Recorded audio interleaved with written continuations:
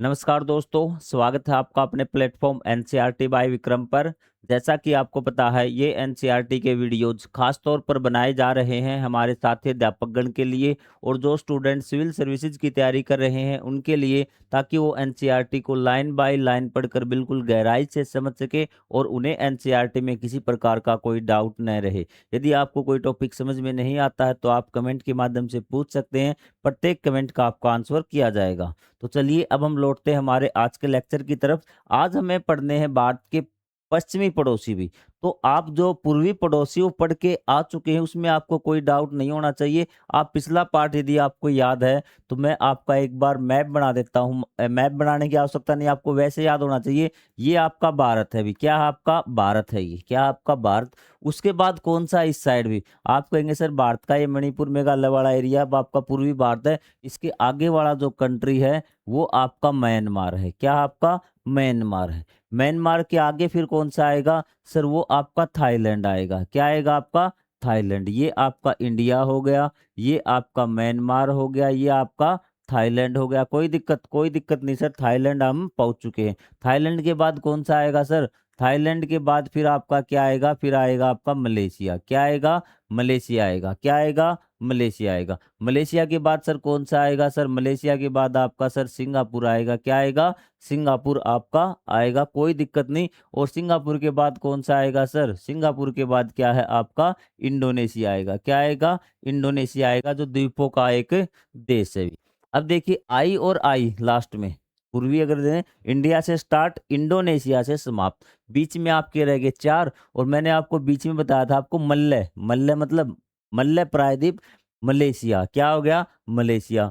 तो ये आपका सिंगापुर, ये आपका थाईलैंड, ये आपका म्यांमार। और इनकी राजधानी तो बता दीजिए। इंडिया की तो नई दिल्ली, म्यांमार की आपकी नेपिडा, थाईलैंड की बैंकॉक, मलेशिया की आपकी कुआलालंपुर, सिंगापुर सिंगापुर, और जो इंडोनेशिया है इसकी जकार्ता। ये सारी चीजें आपको याद है ना, तो काम आपका चल जाएगा। और साथ में आपको क्या इस लेसन में याद रखना, जो भारत के स्थलीय पड़ोसी हैं उनकी सीमा कौन कौन से राज्य से भारत के लगती है, ये चीजें भी ठीक है। लेकिन उस पर बात हम कर चुके अच्छी तरह से, आपको सारी चीजें याद है। जब हम रिवीजन बैच स्टार्ट करेंगे ना तब आपको और भी ज्यादा मजा आएगा, यदि आपने लाइन टू लाइन पढ़ लिया तो। अब हम बात करने वाले हैं एक प्राचीन पड़ोसी की। अब हम आ चुके हैं पश्चिमी भारत की तरफ। ये कौन से देश थे भी, ये जो देश आपने पढ़े हैं ना इस प्रकार से, सॉरी माफी चाहूंगा आपसे।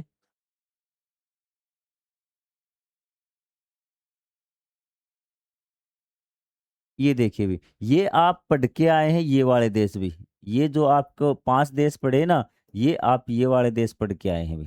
ठीक है, वैसे इनका डायग्राम मैं इस प्रकार से बनाऊं तो और अच्छा रहेगा, आपको अच्छे से समझ में आ जाएगा भी। अगर इस प्रकार से मैं इनका डायग्राम बनाऊं ना, ये वाले आप पांच देश पढ़ के आए हैं भी। ठीक है, आप नाम लिख दीजिए इनके ऐसे करके। आप कहेंगे सर एक बार या रिवीजन कर लें क्या सर, इंडोनेशिया है, सिंगापुर है, मलेशिया है, थाईलैंड है और आपका म्यांमार है। बस ये देश हैं इस प्रकार से भारत के पूर्वी पड़ोसी। ठीक है, तो चलिए एक प्राचीन पड़ोसी के अब हम पहुंच चुके हैं यहाँ इस साइड भी। अब हम पुनः पश्चिम की ओर यात्रा करें। भारत और ईरान के मध्य कांस्य युग से ही घनिष्ठ संबंध रहे हैं। मतलब कांस्यकालीन युग से भी आपने पढ़ा था कि आपका पाषाण काल, नवपाषाण काल, फिर आपका सॉरी मध्य पाषाण, फिर नवपाषाण, फिर आपका कांस्य युग आ गया था। उस समय से ही क्या है आपके बहुत बढ़िया संबंध हुए थे, जिस समय कांस्य की धातु का प्रयोग किया था वो आपका कांस्य युग बोलते हैं। जब हम हिस्ट्री पढ़ेंगे तो आपको एक्यूरेट डेट भी इसके बारे में पता चलेगी। भारत और उबड़ खाबड़ ईरानी पठार के मध्य प्रारंभिक, इसने कहा कि अब हम बात कर रहे हैं कौन से देश की, ईरान की बात कर रहे हैं। किसकी, ईरान की भी। तो इसने कहा कि भारत की भूमि के बारे में आपको पता है और ईरान में क्या है आपका उबड़ खाबड़ ईरानी पठार है भी। तो इस पठान के मध्य प्रारंभिक व्यापार और सांस्कृतिक आदान प्रदान मुख्य रूप से भौगोलिक मार्गों के माध्यम से हुआ, जो वर्तमान के पाकिस्तान और अफगानिस्तान से होकर निकलते हैं भी। तो इसने कहा कि जो स्टार्टिंग में जो व्यापार हुआ ना वो कहाँ से हुआ, आपका स्थल मार्गों से हुआ। छोटे छोटे आपके रास्ते होते थे और वो क्या था आपका कि उनके द्वारा आपका शुरुआत में व्यापार स्टार्ट हुआ। अब रास्ते कहाँ से होंगे आपको पता है ये तो चीज। आप कहेंगे सर यहाँ पे तो मान लेते हैं आपका इंडिया है, यहाँ पे आपका क्या है ईरान है, बीच में अब तो पाकिस्तान है। पहले तो ये भी तो क्या था, ये भी तो इंडिया ही था, पाकिस्तान बाद में बना। और ये आपका अफगानिस्तान। अब जो रास्ते जाएंगे आपके इस प्रकार से जाएंगे, तो इन इन मार्गों से होता था, समुद्र के रास्ते से कोई व्यापार नहीं होता था शुरुआत में। आप कहेंगे स्थलीय मार्गों से व्यापार होता था, आप कहेंगे सर ये बात बिल्कुल सही है भी। ठीक है। और ये आपका एक याद रखना है कि ईरान के क्या है, चाहबार में शाहिद बेहिश्ती पतन है भी। बंदरगाह है आपका, याद नाम रखना, शाहिद बेहिश्ती। एक बार सुन लीजिए, आपके दिमाग में याद होता है तो ठीक है, स्टोर तो करेगा एक बार, इसलिए मैं आपको सारी चीजें बताते चल रहा हूँ। आपको चाबहार नाम सुनते ही आपको ईरान याद आ जाएगा, शाहिद बेहिश्ती पतन याद आ जाएगा, जो आपका ईरान में है। तो ये चीजें आपको याद हो जाएगी जब एक बार आप सुन लेते हैं। तब वापिस आ जाइए। सर यहाँ इन रास्तों के द्वारा क्या होता था, हमारा व्यापार होता था भी। ठीक। कालांतर में ये मार्ग रेशम मार्ग का भाग बन गए, जिसके कारण वस्तुओं और विचारों का आदान प्रदान होता रहा भी। और कालांतर मतलब समय के पश्चात, जैसे जैसे समय बीतता गया, तो ये किसका भाग बन गया, आपका रेशम मार्ग का। छोटे छोटे रास्ते थे ना, ये रेशम मार्ग का भाग बन गए। और रेशम मार्ग कहाँ, जो आपका पूर्वी चीन से आता था भी, पूर्वी चीन से आके यहाँ से जाता हुआ आपका, और इस प्रकार से आपका यूरोप तक जाता था, ये इसी के भाग बन गए भी। ठीक है, इस प्रकार ये रास्ते थे ना, जो भारत और ईरान के बीच में थे, ये रेशम मार्ग का हिस्सा बन गए। इसके माध्यम से वस्तुओं का आदान प्रदान भी हुआ। वस्तुओं का आदान प्रदान होगा, व्यापारी जाएंगे, वो अपनी संस्कृति मतलब भाषा भी अपनी बोलेंगे, अपना खान पान, मतलब उन चीजों का भी सांस्कृतिक आदान प्रदान भी आपका हो गया भी। तो आपको ये बात याद रखनी, जहाँ व्यापार होगा वहां पे संस्कृति का आदान प्रदान भी जरूर होगा भी। ये बात तो अब तक आपको समझ में आ गई होगी भी। जिसके कारण वस्तु विचारों आदान प्रदान होता है। इसके परिणामस्वरूप भाषा, साहित्य, कला, वास्तुकला, भोजन आदि क्षेत्रों में दोनों राष्ट्रों के पारस्परिक घनिष्ठ संबंध हुए। दोनों राष्ट्रों के मध्य समुद्री मार्गों का भी उपयोग किया, और बाद में क्या हुआ, समुद्री मार्गों का उपयोग करने लगे। क्योंकि ईरान के पतनों से भारत के पश्चिमी तट पर आवागमन सुगम था। क्योंकि ईरान के जो पतन थे ना, अब देखिए आपका यहाँ ये ईरान है भी, क्या है आपका ईरान, यहाँ आपका ओमान है शायद, और यहाँ इस प्रकार से आपका भारत है भी। ठीक है, तो ये यहाँ से आना बिल्कुल आसान है, देखिए भी भारत का ये पश्चिमी तट है ना, तो यहाँ पर आना बिल्कुल आसान है ईरान से भी। आप कहेंगे सर बिल्कुल सही, तो इसलिए क्या समुद्री रास्ता भी हमने ढूंढ निकाला भी।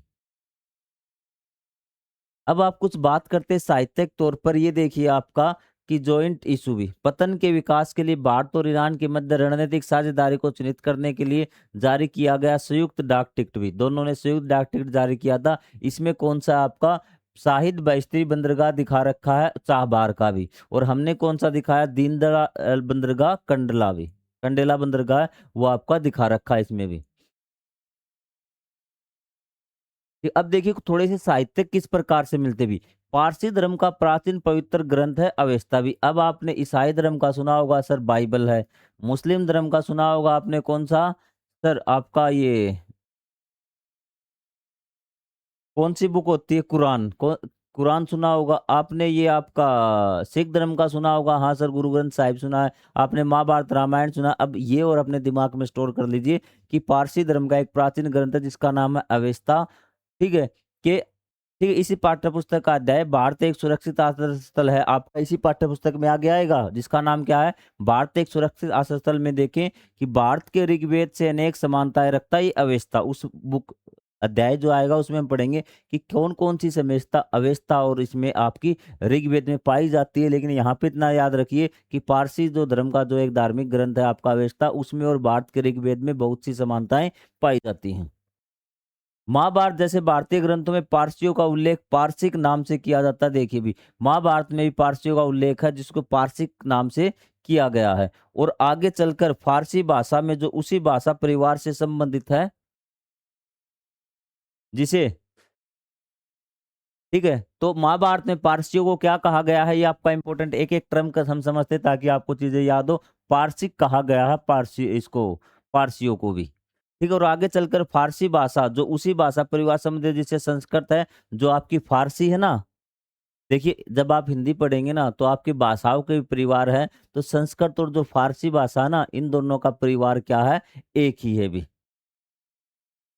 फारसी क्या है, मुगलों और अन्य शासकों द्वारा भारत में राजभाषा के रूप में प्रयुक्त हुई थी फारसी भाषा भी, और ये दोनों का परिवार फारसी और संस्कृत का भाषा परिवार एक ही है भी।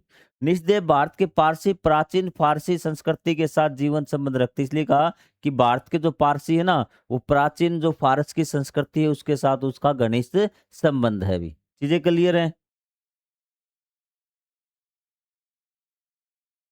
ये चीज समझ में आ गई। पारसी पारसिक उनको कहा गया है, जो फारसी और संस्कृत भाषा का जो परिवार है वो एक ही है। जो भारतीय पारसी समुदाय है वो फारस की जो फारसी जो संस्कृति उसके साथ घनिष्ठ संबंध रखते हैं। आप कहेंगे सर ये चीज तो हमें पता चल चुकी है।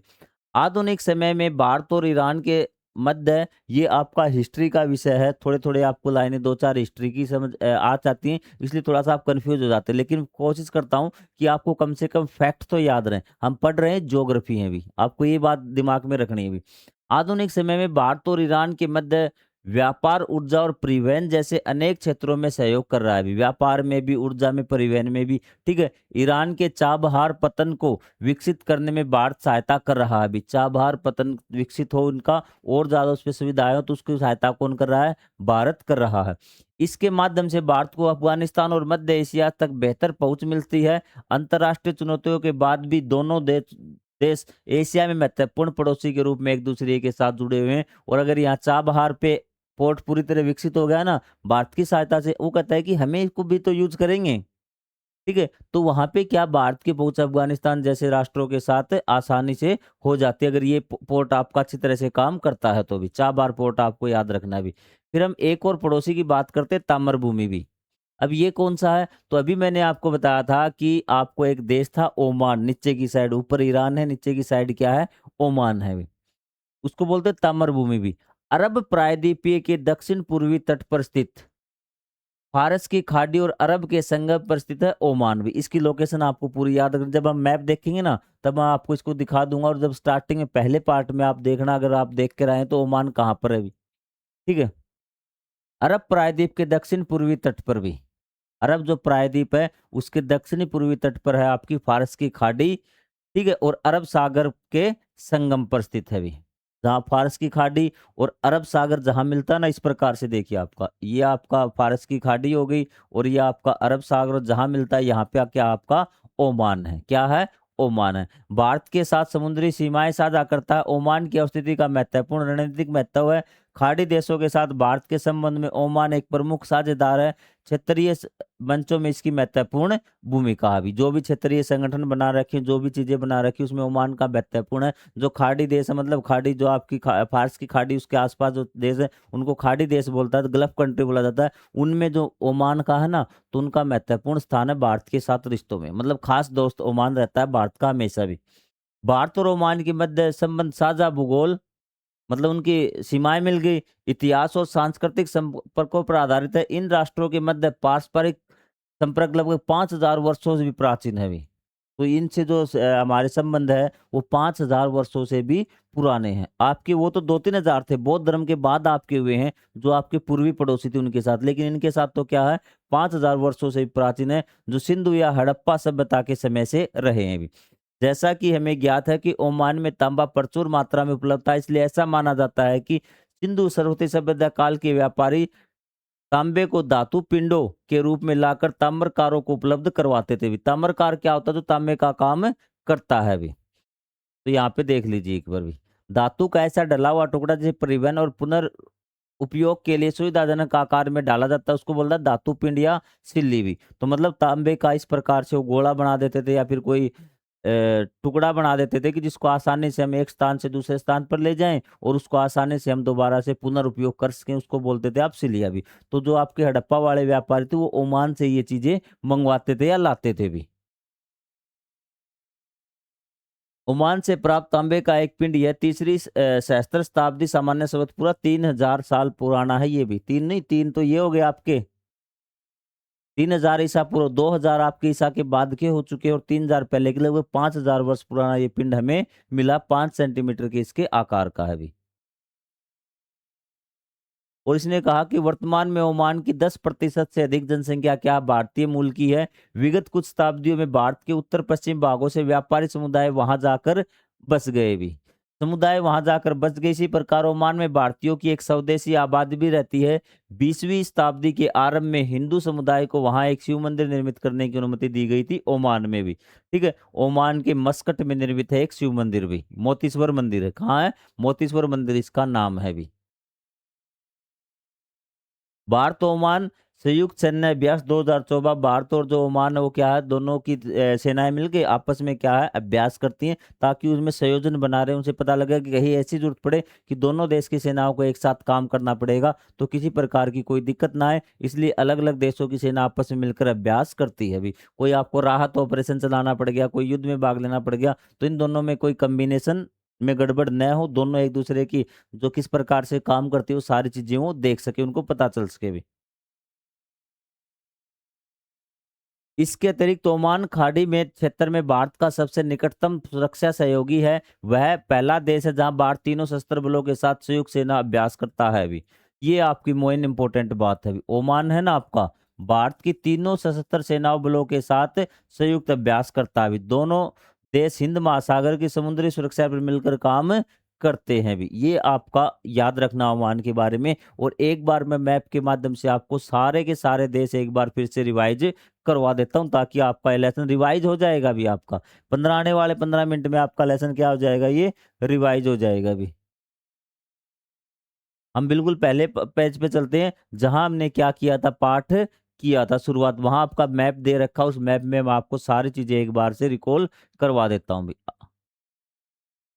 ये तो आपका दक्षिणी पूर्वी भारत वाला था भी। आपको अध्याय के बिल्कुल स्टार्टिंग में लेके चलता हूँ, जहां हमने पाठ को पढ़ना स्टार्ट किया था भी। ये वाला भी नहीं है आपका, ये वाला मैप भी। ठीक है, अब देखिए आप ध्यान से, सबसे पहले अब ये वाले पड़ोसी की बात करें। आपको इस साइड वाले, हाँ सर इस साइड वाले कर लीजिए भी। ईरान है, ईरान की राजधानी है तेहरान भी। क्या है आपकी? तेहरान। तो ये देखिए आपका यहाँ से आपका आराम से आपका हो सकता है।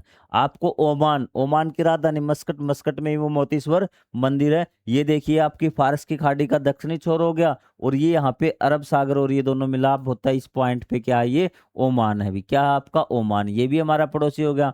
हाँ सर, पाकिस्तान तो है ही, और अफगानिस्तान वाला ये हो गया। अफगानिस्तान की राजधानी आपकी काबुल। अफगानिस्तान की काबुल, अफगानिस्तान को इंडियन कबूल है तो हमें याद आ जाएगा काबुल। पाकिस्तान में क्या? इस्लामाबाद। तो आपका इस्लामाबाद होगी। नेपाल और भूटान ये चीज हमने कर ली थी। उसके बाद आपका ढाका, म्यांमार, ये सारी चीजें हम कर चुके। अब बताइए आपको, क्या भारत के सारे पड़ोसी देश आप बना सकते हैं? कहा, ये फारस की खाड़ी भी आपकी क्या है? ये फारस की खाड़ी है।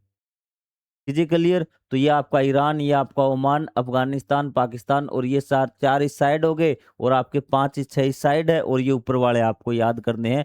तो आप बताइए, क्या आपको किसी देश में कोई दिक्कत है? यदि मैं आपको ब्लैक स्क्रीन दे दूं तो क्या आप बना देंगे? हाँ सर, बनाने की कोशिश तो हम कर देंगे रफली भी, यदि दिक्कत नहीं हुई तो भी। तो चलो एक बार हम रफली बनाने की कोशिश करते हैं, कि आपको रफली एक्यूरेट नहीं बनाने, बस आपको बताना है कि कौन सा कहाँ पर है भी। ठीक है, एक्यूरेट आपको नहीं बतानी, बस आपको बताना है कौन सा कहाँ है अभी। तो सबसे,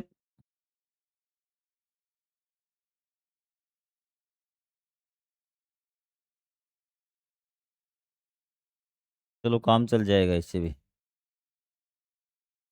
ठीक है, आपको बस लोकेशन बता देनी है, कौन सा कहाँ। जब हम रिवीजन बैच करेंगे उसमें आपको यही बताना किसकी कहाँ से मिलता है अभी। अच्छा, बड़ा बन गया क्या? थोड़ा सा छोटा बनाता हूँ, आपको भी दिख जाए ना।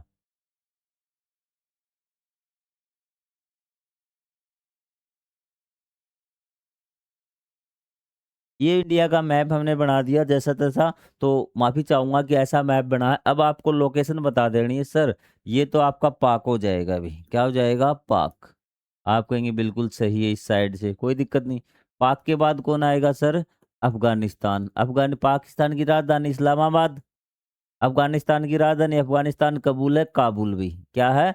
काबुल। फिर इसके यहाँ पे क्या जाएगा सर? ईरान आ जाएगा। क्या जाएगा? ईरान आ जाएगा। एक्यूरेट लोकेशन की आपको आवश्यकता नहीं है, बस आप याद रखिए भी। ईरान की राजधानी सर, ईरान की आपकी तेहरान। क्या है आपकी? तेहरान राजधानी है। फिर आपका इस साइड क्या जाएगा सर? यहाँ पे आपका ओमान है। ओमान की राजधानी सर, ओमान की राजधानी आपकी, ओमान की राजधानी आपकी मस्कट है। क्या है आपकी? मस्कट है। ये चीज क्लियर? हाँ सर, इस साइड वाले क्लियर, ये हमारे 4 पड़ोसी हमें याद हो गए, ईरान भी। ठीक है, मैप एक बार दोबारा देख लेना बुक में। ठीक है, अब इस साइड आ जाओ। अभी सर ये आपका क्या आ गया? चाइना आ गया। क्या आ गया? चाइना। आपको याद होना चाहिए चाइना के साथ कौन से राज्य लगते हैं, हम पढ़ के आए हैं सारी चीज, इसके नोट्स बना लेना एक बार। ठीक है सर, चाइना आपका हो गया। चाइना के बाद सर यहाँ पे आपका नेपाल है। क्या है आपका? नेपाल है। नेपाल के बाद यहाँ क्या है सर? यहाँ आपका भूटान है। यहाँ पे क्या आपका? भूटान है। क्या है आपका? भूटान। और ये आप पढ़ के आए हैं सर, म्यांमार है। म्यांमार के बाद कौन सा है सर? थाईलैंड है। थाईलैंड के बाद कौन सा है सर? मलेशिया है। मलेशिया के बाद कौन सा है सर? सिंगापुर है। सिंगापुर के बाद कौन सा है सर? इंडोनेशिया है। ये आपके भारत के पड़ोसी देश है सर। नीचे और रह गए दो आपके, कौन से रह गए? यहाँ पे आपका मालदीव है। थोड़ा सा और नीचे आएगा आपका कभी इसके साइड में, यहाँ तो क्या आपका लक्षद्वीप है, मालदीव, और यहाँ पे आपका श्रीलंका है। कोई डाउट है तो बोलिए। ये आपके भारत के पड़ोसी देश हैं। आपको बस ये याद रखना, स्थलीय पड़ोसी 7, समुद्री पड़ोसी 2, दूर के पड़ोसी ये। और ये याद रखना है कि 5 जो स्थलीय पड़ोसी है उनके साथ भारत की कौन सी राज्यों की सीमा लगती है। बस ये आपको याद रखना, आपका सारा चीज हो जाएगा। स्थलीय सीमा कितनी? स्थलीय सीमा सर 15,100 किलोमीटर है। और जो आपकी समुद्री सीमा वो 11,100 किलोमीटर है। आपका लेसन कंप्लीट। अब भी आप कहेंगे सर समझ में नहीं आया है, तो आपको मेरा प्रणाम। एक बार अध्याय अध्याय को दोबारा पढ़ लेना। कोई डाउट हो, छोटा मोटा डाउट हो तो उसके लिए कमेंट कर देना। और मैं आज आपसे ये भी उम्मीद करूंगा कि आप वीडियो को ज़्यादा से ज़्यादा शेयर करेंगे अपने दोस्तों के पास। तो जय हिंद, जय Bharat, thank you very much.